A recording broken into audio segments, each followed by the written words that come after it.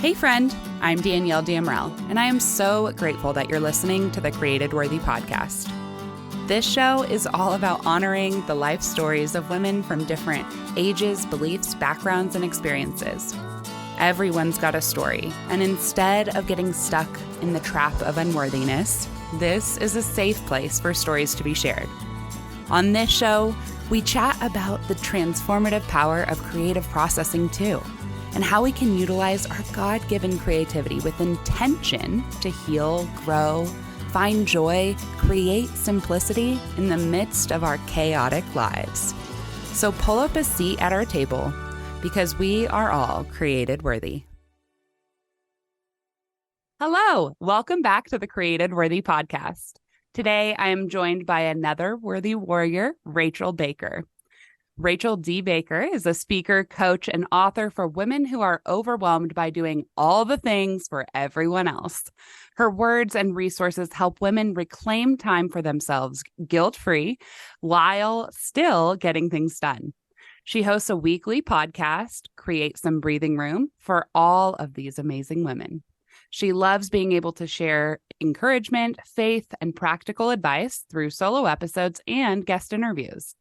Rachel is also a wife, a special needs mom, a coffee addict, ditto, enneagram 2, wing 3, and bookaholic. Her own life experiences have created a special place in her heart for fellow moms, chronic pain warriors, and women with ADHD. You are in the right spot. Rachel and I met at Rebecca George's Go Getter Getaway just a few months, just over a month ago, I think, in Tennessee. And we got to spend some beautiful time together in the Tennessee mountains and just were able to connect and talk about our journeys and our relationships with the Lord. For me, it was such a wonderful time of soul rest. And so, yeah, we met there, and I have been so excited to have her on this podcast ever since. So, my friend, thank you so much for joining us on the Created Worthy podcast. I can't wait to hear even more about your real life story. Thank you so much for inviting me. I'm excited to be here. I loved that retreat so much. It's exactly what you said, the soul rest. I just needed to be in a place with other women who get it, who are on a similar journey, who have a passion for sharing God, sharing their stories, all of that, and supporting and encouraging others. And it was exactly what I needed, but in a bunch of ways I didn't know I needed it. Oh, yeah. It was amazing. And I love, we were able to connect. Anytime I meet another creator or a woman in ministry with ADHD, I'm like, yes, girl. I get you. I understand. Yes. Yes, me too. I get so pumped because I'm like, oh, so you can ride my train of conversation. Like, we're going, buckle up, friends. Like, anytime I have a conversation with someone, thankfully now Created Worthy has a script, or not a script, but an outline. So I can stay on topic and hit all the things. But there were some episodes in the beginning where I was like, oh, this is my ADHD on full display. Yeah. I'm like, buckle up, friend. Show you what it's like in my brain. Yeah, no, I have to definitely have topics lined out first before I record my episodes. The solo episodes are pretty well scripted. I don't like to read the episodes, but I definitely need something to keep me on track. So I feel that deeply. Yes. Well, again, thank you so much for being here. I would love for you to just start with, honestly, wherever you kind of feel called to start in your story.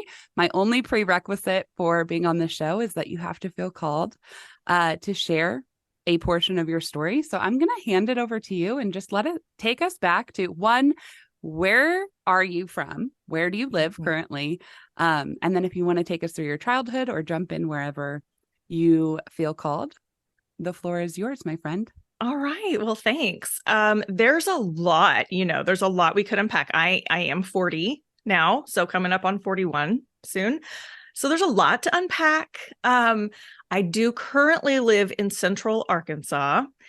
I grew up in Memphis, Tennessee, though. So going from big city Memphis to tiny town in Arkansas little bit of culture shock.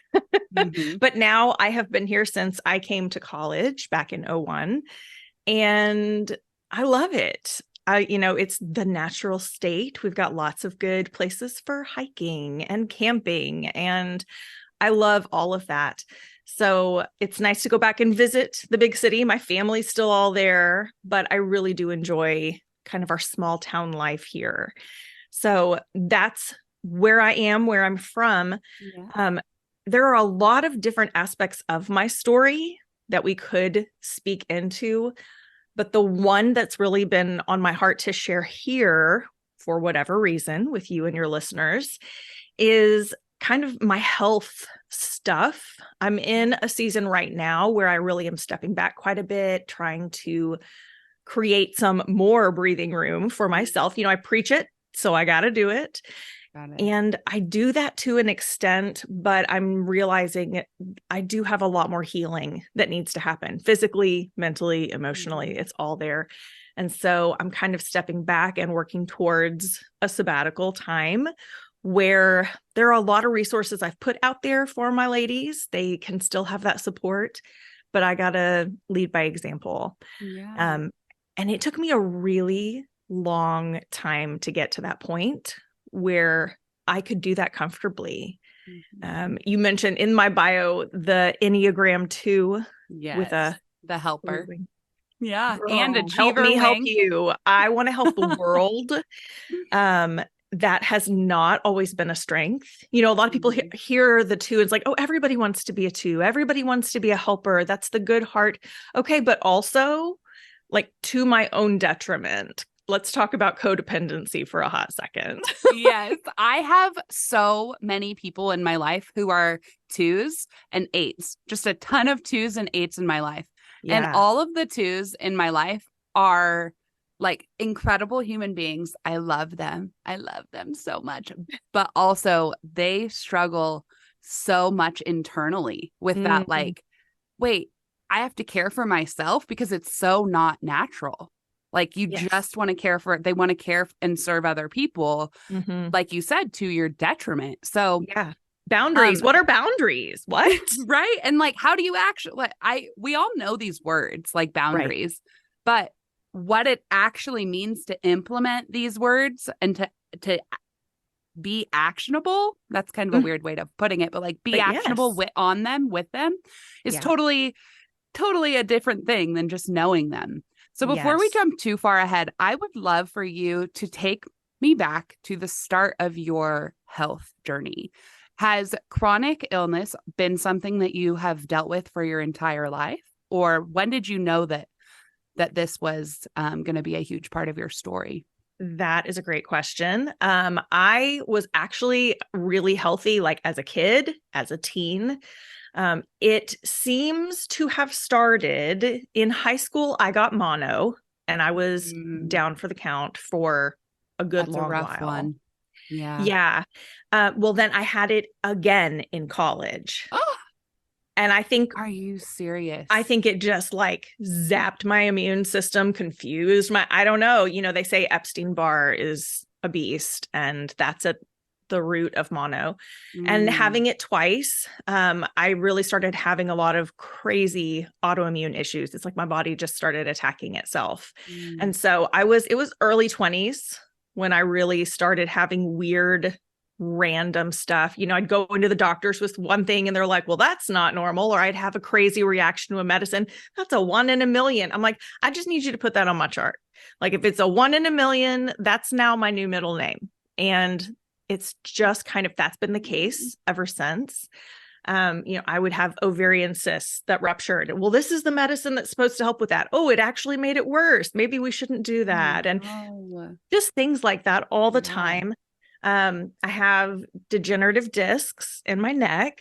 And so I was 5 months pregnant with my first kiddo in 2008 and had to have neck surgery. I was losing the use of my arms and my hands, couldn't grip the steering wheel to drive. And they basically said, you can wait until she's born and then have surgery, but not be able to take care of her for the first 6 weeks of her life.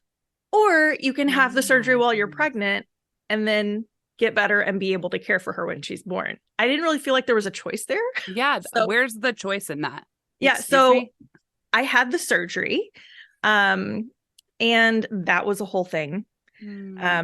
My first marriage was not awesome because a lot of, the codependency, he had clinical depression. It was just kind of a hot, toxic mess that we created. Yeah. And so healing through that was difficult. There was just a lot. And then in 2011, I had my second kiddo in January. And then in October of that year, I broke my arm killing a bug. And what? Right? That's what I said. It was like that. It shouldn't hurt that bad when you hit the floor with a shoe. Yeah. But apparently I had a giant cell bone tumor in my right humerus.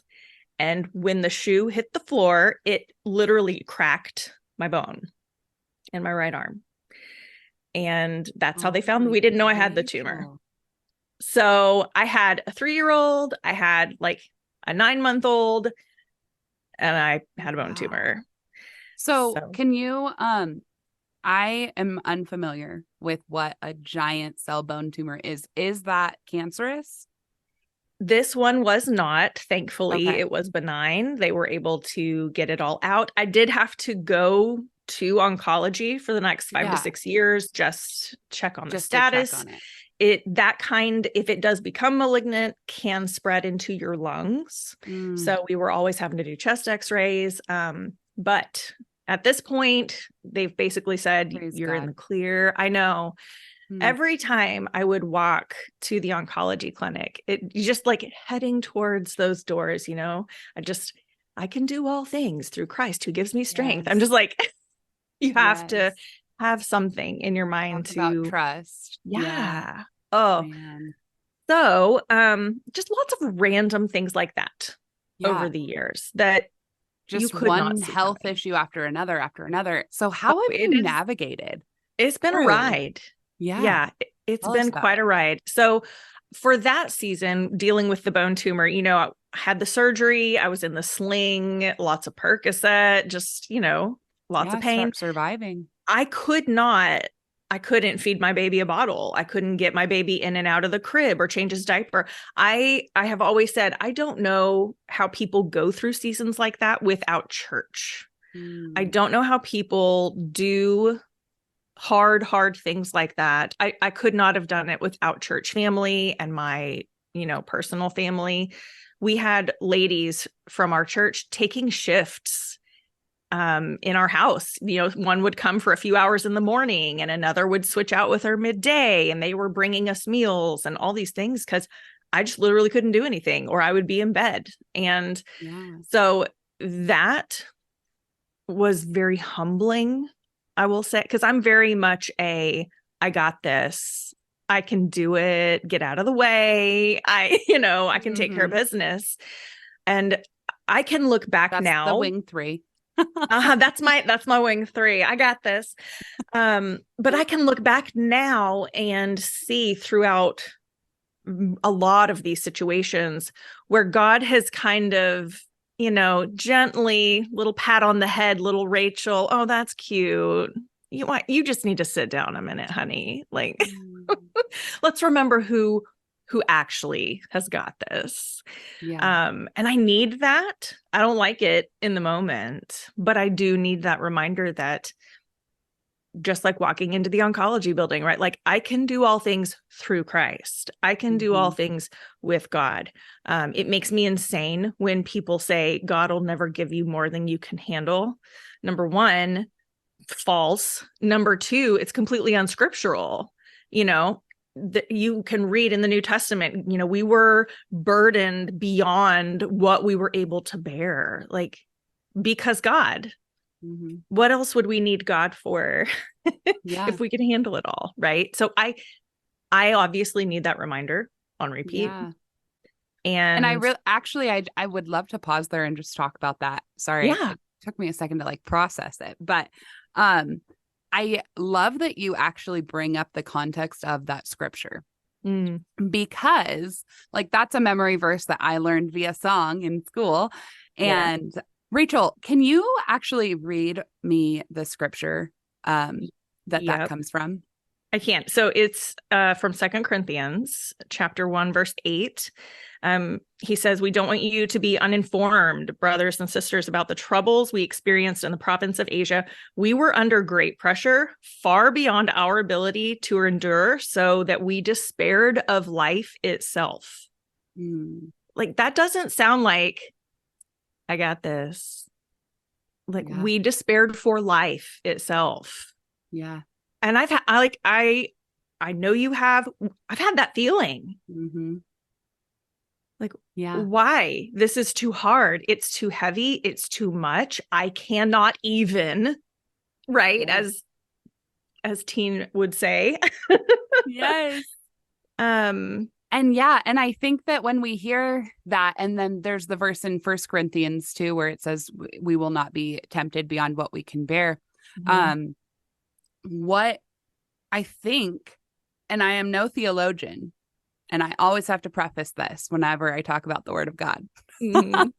But what I think the context of that is actually pointing to our need for God, right? Yeah. Like, so it's because we don't early. have enough. Oh, go ahead. Yeah. So I stopped a little early, but verse 9, it says, indeed, we felt we had received the sentence of death, but this happened that we might not rely on ourselves, but on God who raises the dead. He has delivered us from such a deadly peril, and he will deliver us again. And he just goes on. That's where our hope is. That's who takes care of us. That's scripture, not God won't give you more than you can bear. Right. And I think that when he does give us more than we can bear, because he does, it's in that his, like you alluded to in the beginning, it's in us not being able to bear all of the weight of it on our own, that we're actually able to experience the power and strength of the Lord, right? Like, we are equipped with what he gives us, but we're equipped through him. Right. And I was having this conversation with somebody not too long ago, and we were looking at that verse and talking about this, and the sense that it's not even necessarily that God is giving you all these heavy, hard things, but we were talking about parenting in this sense. And he's not the helicopter parent that like hovers over and swoops in and clears out all the hard stuff either.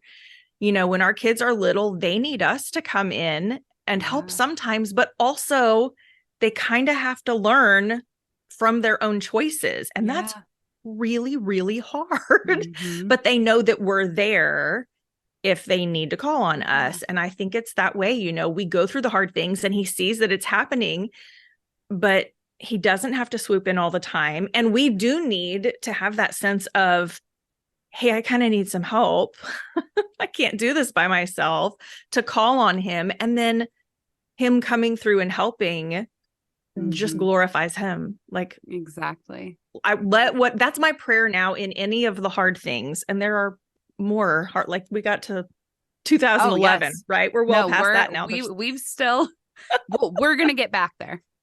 Yeah. But in all these things now, my prayer is like, this is a hard and horrible thing, and I hate it so much. Just be glorified, whatever it is. I want God to be glorified through it. So take us now back to 2011. You had just come or went through that surgery, right, for your arm. Then what? Yeah. So the whole next year was really healing from the surgery, physical therapy, getting all of that back. So it never fully goes back to normal, right? Muscles have been torn open and sewn back together. And so my body still carries those scars, the neck surgery and the shoulder surgery. I went through divorce. My first husband left. It was me and the 2 kids. He left in the beginning of 2015. And so I single mommed it and worked 4 jobs to pay bills, and did that for, I guess, about a year and a half. And very quickly and unexpectedly, I was remarried in the middle of 2016. And that's a whole other story of God's redeeming love. That's a whole. Yes. I've been thinking about doing a relationship series next season for Created Worthy, where we just talk about marriage and relationships. It's a whole thing. So yeah, I'm going to have you back when we do the relationship series, and I cannot wait to hear your redemption story, your redeeming love story. That's maybe what we'll call it. Cause I love that book. It's a wild, unexpected thing I never anticipated. So very thankful for that. And my kiddos were 4 and 6 when we married. And so I guess it was just a few months after we were married in 2016, I started having new weird health issues. I would be walking along doing my thing, and suddenly my legs would just give out from under me. I just basically was losing the ability to walk. It went on for 2.5 to 3 years. I was within that time period, they diagnosed me with an autoimmune disease called myasthenia gravis. Basically, it's autoimmune, neurological. Your muscles would just get weak and give out. And so it's rooted in your brain. Yes. Like signals from your brain. Yes. Wow. There's a lot of sciencey words, but basically your brain and your muscles are not communicating well. And you might start the day okay, but by the end of the day, you've got nothing left in the tank. And they treated me for that for over a year. I was taking medication for it. Just having it was like having seizures. My muscles would twitch a lot, but I was completely coherent the whole time. So it wasn't seizures. There was just a lot of weird stuff. So I went, I guess it was about 3 years in and out of a wheelchair or using a walker. I was still teaching 2016, 17, that school year. I taught 3rd grade. And by the end of the year, it was like, this is not feasible. I'm teaching from a wheelchair. This is not sustainable for what I was doing. So I started teaching online, before it was cool, pre-pandemic. It's 2017. Yeah. You're a trendsetter. Yeah, right. I mean, you still got to pay bills, and I'm a teacher, and there were opportunities for that. Mm-hmm. So I did that while we still tried to get everything sorted. And 2018, that summer, we were just so frustrated with it all. We decided to go out of state. There was a specialist in Texas that they were like, go see her. She'll get you sorted. We went and saw her, and she did all her tests, and she says, you don't have myasthenia gravis. You need to go back and see your neck doctor again and see if there's anything going on there. So we did. And they discovered my neck had never fully consolidated and healed from that first fusion when I was pregnant. So I'd basically been walking around for 10 years with an unstable neck. My husband's favorite thing to tell people is that I literally had screws loose. And then the doctor was like, yes, that is accurate. And they laughed about it. And I was like, rude. Yeah. You're like, this is no joking matter. Right? This is not a joke. But if you aren't laughing, you're crying. So we laugh when we can. Yes. So I had another neck surgery. It was same site, but they went in from the back instead of the front this time. And that was December of 2018. And I regained the ability to walk. They didn't know if it would help, but they knew that it needed to be stabilized. So we're like, we'll give it a shot and see if it helps. It did. I had to rebuild all those muscles in my legs. Right. But it did help. And then December of 2019, I had to have a second shoulder surgery. I had a labral tear and a ton of scar tissue and epic pain. Took care of that. I think the next major surgery was February of 22. I had a lot of other female health issues and had to have a full hysterectomy. Yeah. And I was 38, almost 39 at that point. Yeah. And they were like, normally we would not do this, but you're kind of weird. So you're like, that's exactly like, whatever. I don't even care. Hear. Yeah. Take it all. If it gets rid of the pain and got to take care of the health. Well, and for me, it was just the crazy hormones of it all. I would feel just rage, just epic rage. I was so angry, but I knew I had no reason to feel angry, but I couldn't not feel angry. Yeah. I felt like a flippin' crazy person. Hormones can do crazy things. Yes. Yes. Yeah. So that was the last major surgery. My latest insanity is just more autoimmune stuff. Sjogren's, rheumatoid arthritis. We're getting it sorted. I'm kind of in a season right now where I'm having to step back a little bit and practice what I preach to all my ladies over on Create Some Breathing Room. Like, I do create some breathing room, but right now I need a little more. I need to step back and allow that additional time to focus on healing of my own. Some of it is the physical. That you are able to, that you are doing this, even though you don't want to do this, you're stepping back. You're doing what you need to do to honor the body that God has given you, and that like he is going and already is actively blessing you for just your steps of obedience. Like, I appreciate you saying that.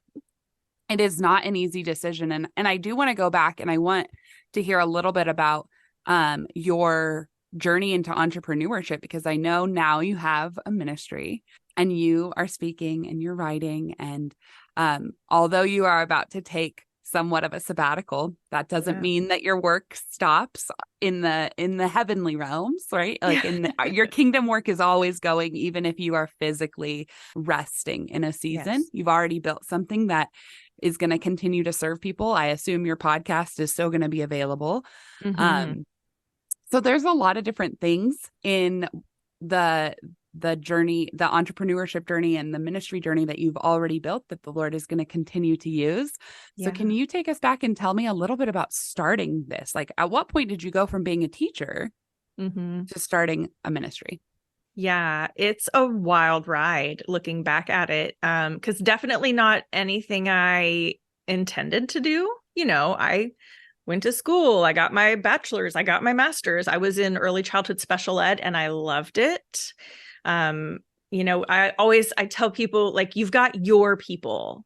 Even though, you know, you love everybody and you love there are just your people. And I think, you know, moms are my people. Those who deal with chronic illness are my people.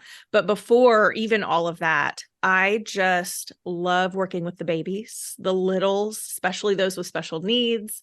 So now that I have kids who are teenagers, I'm like, we are way outside my area of expertise. I don't know what I'm doing anymore. Yeah. So those were my people.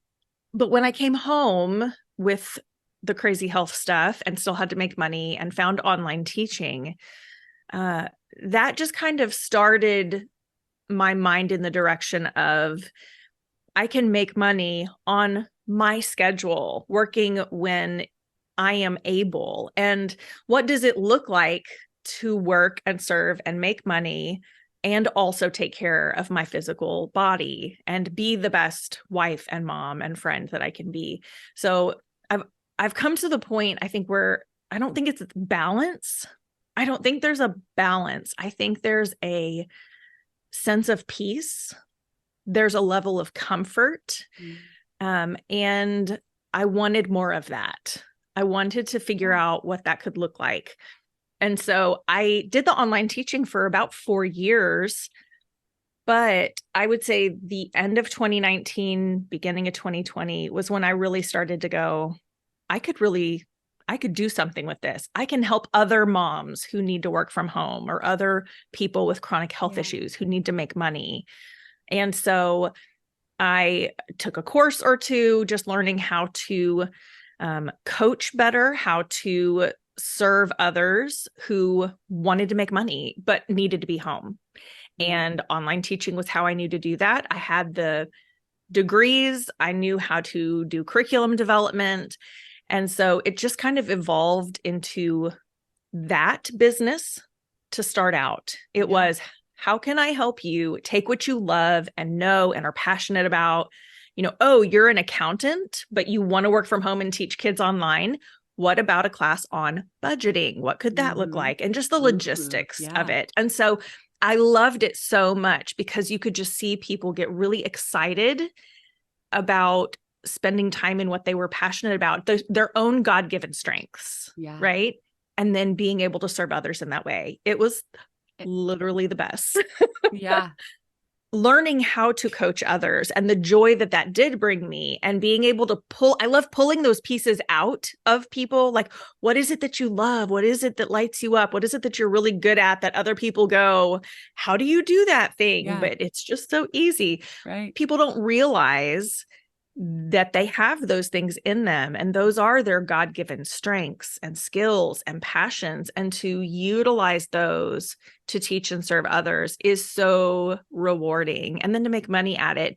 But as I was going and coaching, teaching, however we're calling it in that way, I began to really hear a lot more from my clients that they were making progress. They'd made the classes, they were getting students, but now I don't know how to manage my time. I don't know how to make it all fit. Where do I put all these classes? And I need to make dinner, and I've got kids, and we have all these hats. And so at the time I was undiagnosed ADHD. I didn't know my whole life was living the ADHD life. I got my diagnosis right before I turned 40. So about a year ago. Wow. And and it was like, oh, honey, that's cute that you like, do I have ADHD? It's like, it's pretty severe, like 98th percentile. You're up there. They're like, so how many businesses do you have? Right. Yeah. And so I just naturally have had to create my own systems and processes and over time of how to manage my own time, how to make things happen and be intentional. And so I found a system I liked. I personally use Asana online. It's my favorite. And so I started teaching how to use that. And then the question was, well, can you just set it up for me? Can I just give you all my information and you'll do it? So then I was providing that as a service, like a VIP week. Give me all your stuff. I'll create the system with training videos, and then you run and live your best life.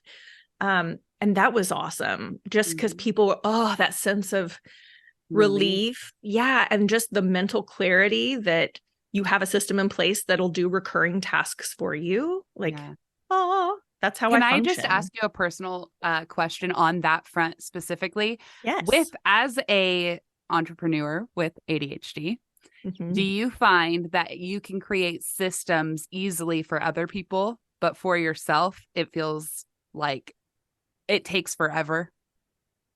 What I have noticed most about that, I can create the systems for myself, but I don't want to hit the pause button long enough and invest the time to set the foundation. That's the difference, because when I'm doing it for a client, that's literally what I'm doing. I'm setting their foundations, and then I'm teaching them how to use it.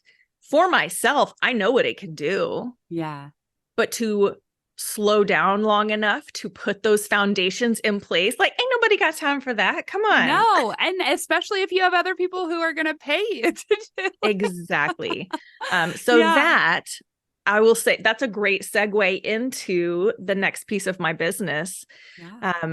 Because I was doing the practical logistical things, put the systems in place, live your life, but I wasn't talking about why it mattered. Why is it important?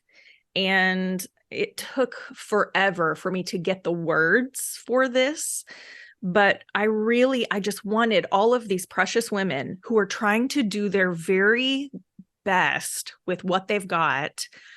I want them to have some room to breathe in their life, right? Like, we get stuck on this perpetual hamster wheel, and we're just going through the day. Where did the day go? Where did the week go? Who am I? My hair's on fire. And we just seriously have to stop and breathe for 2 seconds. And when we don't allow that for ourselves, when I don't allow that for myself, I'm not putting those foundational pieces in place. And some of those foundational pieces might be spending a few minutes in scripture or talking to God. One of my favorite things that I've read it was The Ruthless Elimination of Hurry by John Mark Comer, one of my favorite books. And I did a podcast episode about it, if you want to listen about it first. That book was so game-changing for me. And he talks about those things that really should be the first go-tos for us when we are stressed, when we're overwhelmed, when we're feeling hurried. Those things like scripture, time with God, prayer, rest, that's what we should go to.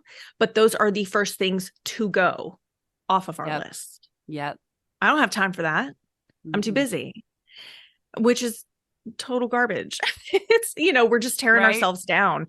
And so as I was working on these things for myself, figuring out what my God-given strengths and skills and passions were and who God created me to be, those things, like you said, they take time.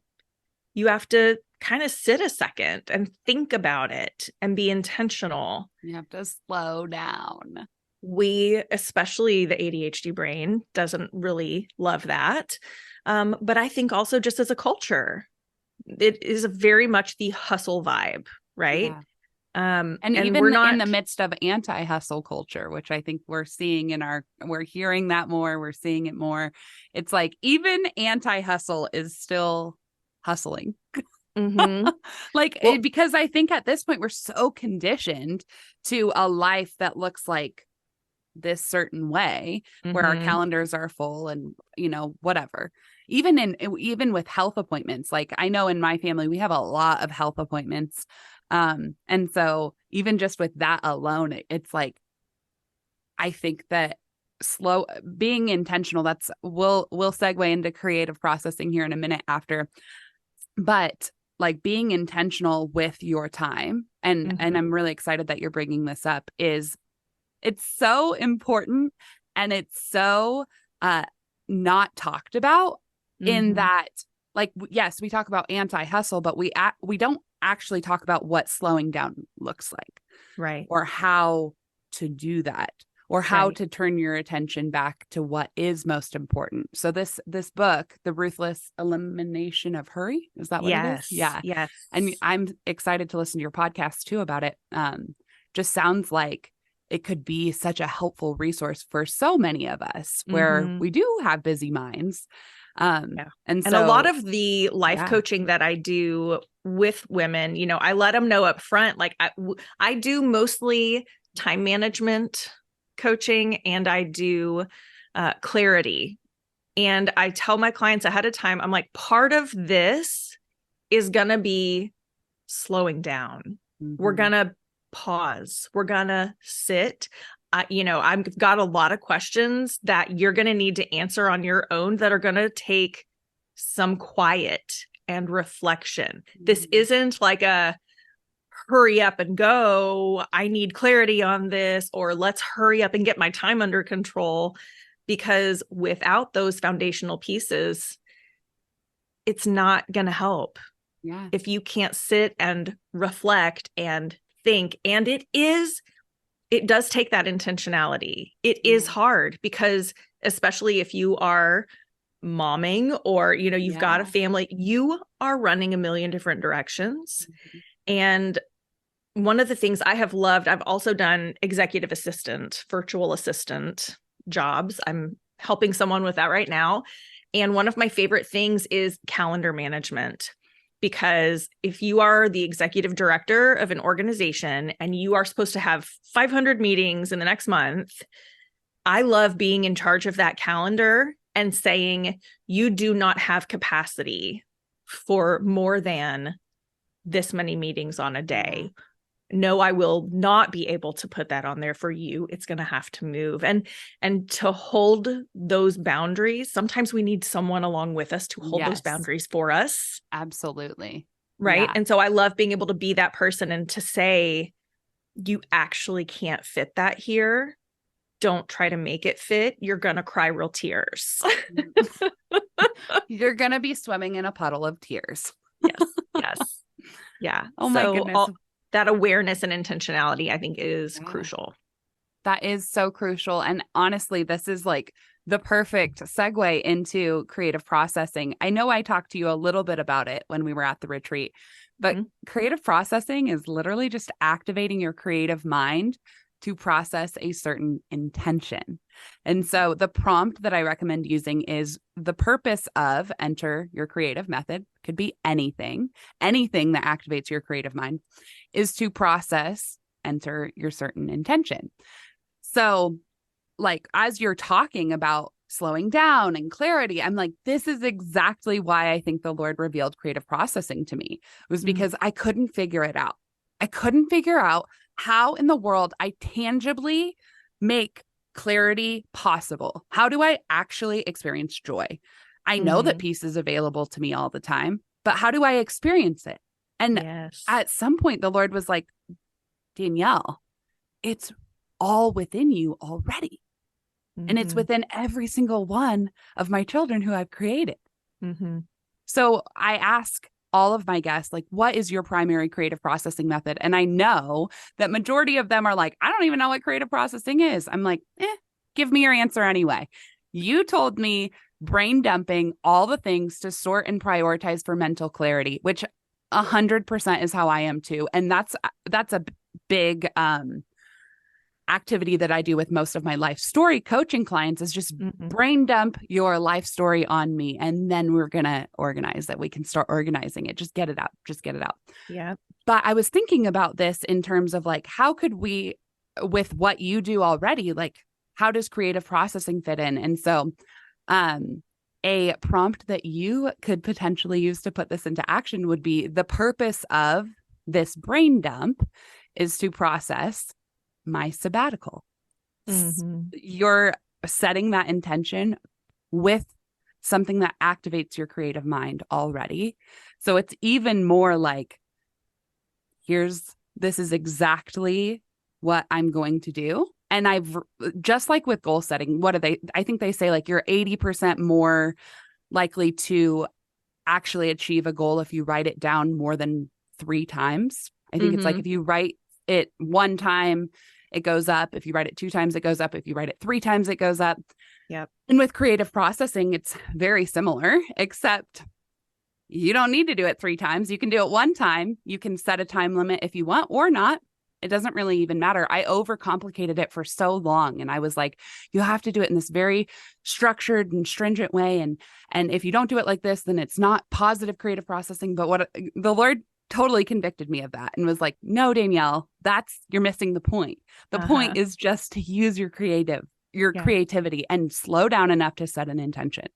God, if we are open and listening and trying to live in obedience, I absolutely believe and have seen that God uses the things that we struggle with most, or the things we have struggled through most. And that's just another part of his redeeming spirit, I think, is to take those hard pieces of our stories. And if we acknowledge them, acknowledge him in them, then it absolutely brings him the glory when we can turn them around and say, I had to go through the really hard, mucky valley of the shadow of death to get to where I now know and understand this thing. Let's get you there quicker and easier. I want to share this with you so that you don't have to go through all that.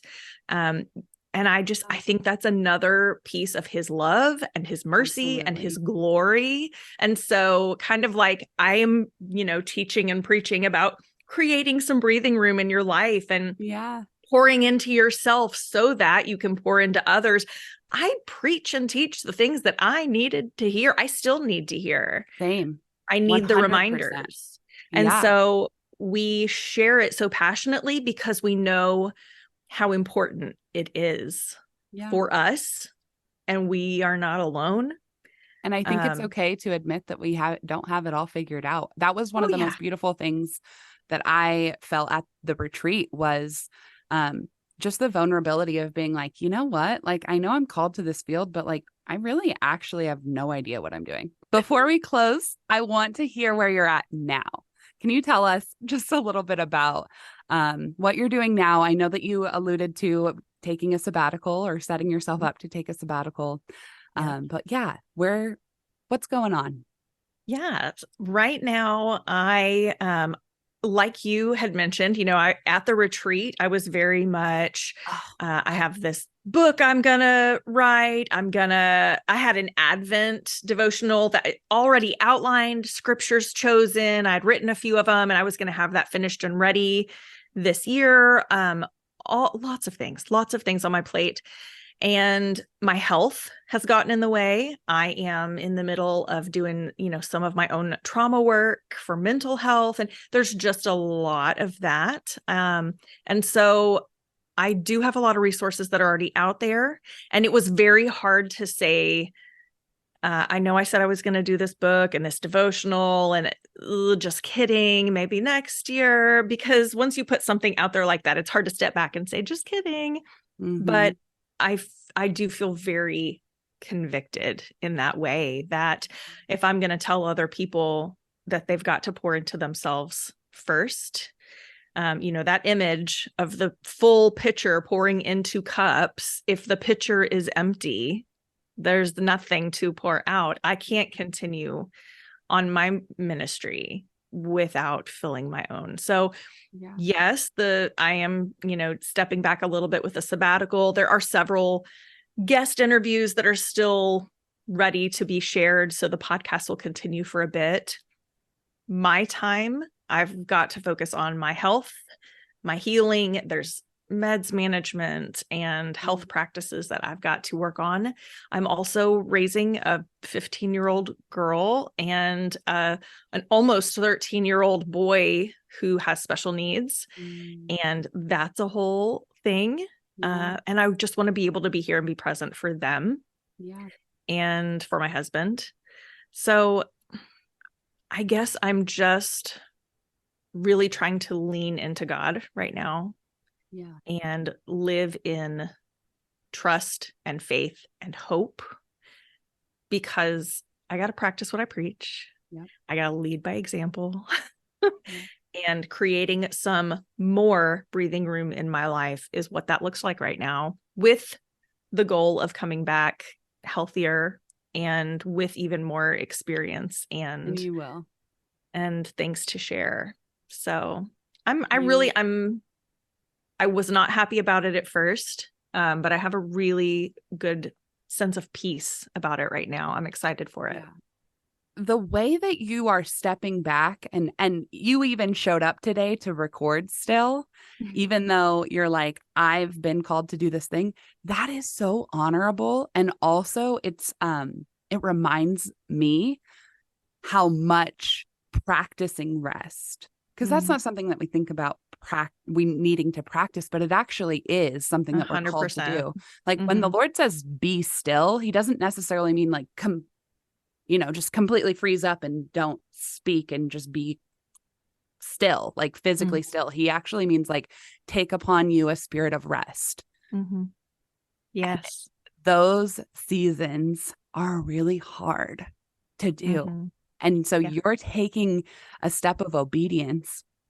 And through that, the Lord is teaching people like me and reminding people like me the importance of rest and of caring for your body and listening to your body. Like, it's no surprise to him that you got a phone call this week, but the purpose in that you're already seeing. It's not like of course, we hope and pray that it continues to be revealed in the future. And he's going to continue writing your story and unveiling your testimony.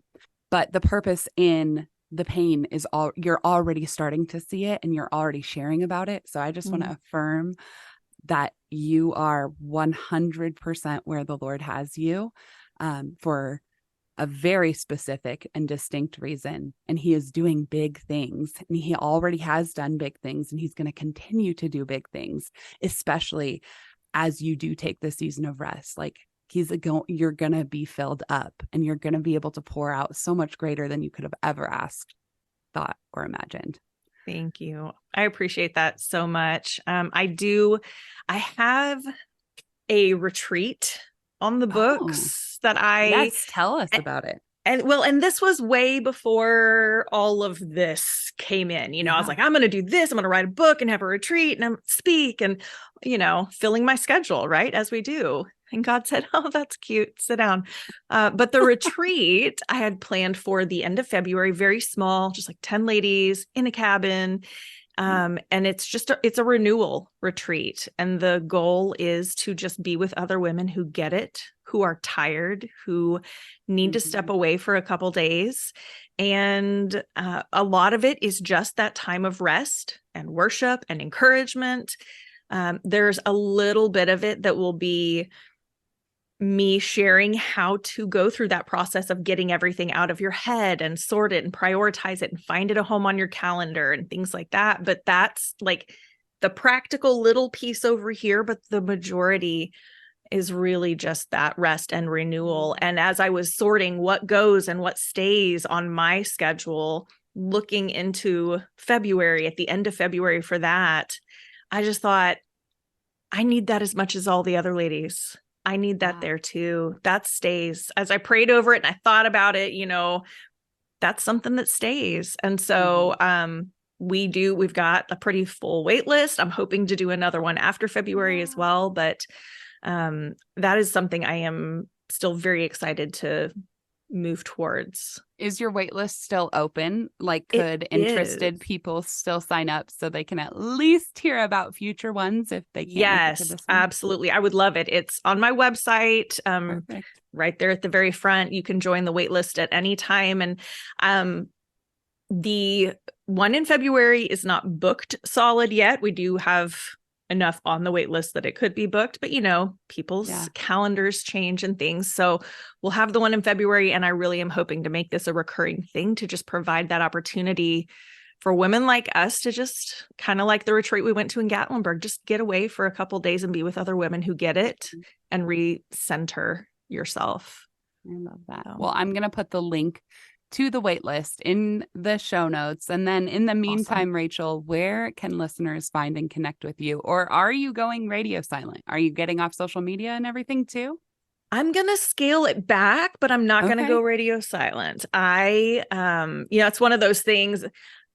Social media, I don't love it, except I do love to be connected with people. Yes, I know. Right? It's such a double-edged sword. So the purpose of using it for business, I'm scaling so far back, but I want to keep up with people and I do want to share still when I want to share. So I am on Instagram. Overflow. That's what I heard once.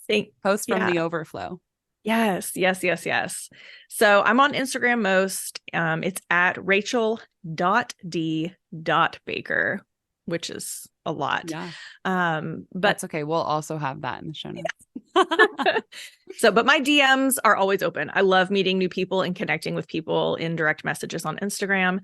My website, racheldbaker.com. You can connect with me through there too. And again, emails for this season, not super frequent, but I do share when the new podcast episodes drop and things like that. And I've got people on my team that help out with things like that while I step back, which is nice. So yay. Be there. Well, yes, definitely find and connect with her there. And Rachel, I am just so grateful to have spent some time with you here today and for your courage and vulnerability to share your story. Thank you so much. Yeah, of course. The healing that you've experienced and the resilience you have developed along the way is a great reminder to all of us to continue trusting the Lord, no matter what we face. So thank you for showing up as unapologetically yourself for my listeners, for your community, and for all of us in between. You are clearly called and equipped to do really big things. And you are also called and equipped to rest. And you are going to be rewarded for your rest. I have no doubt about it. You, my friend, are created worthy.